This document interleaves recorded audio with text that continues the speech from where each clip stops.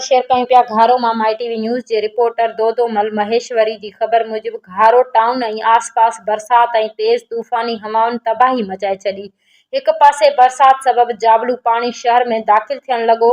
उन खे रोकण लाइ असिस्टेंट कमिश्नर मीरपुर साकरो ऐं मुख़्तियारकार हेवी मशीनरी सां गॾु शहर जे ॿाहिरां पाणी खे मोड़ण लॻा।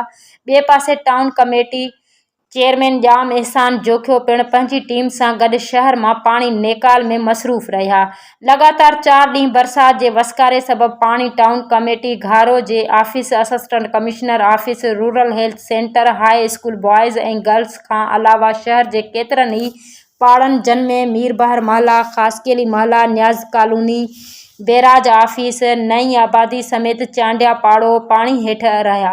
इंतज़ामिया कम में मसरूफ़ पर अञा बि पाणी न निकिरी सघियो। बरसात सबबि बिजली जो निज़ाम दरहम बरहम थी वियो, जंहिं करे 4 ॾींहं खां बिजली बहाल न थी सघी।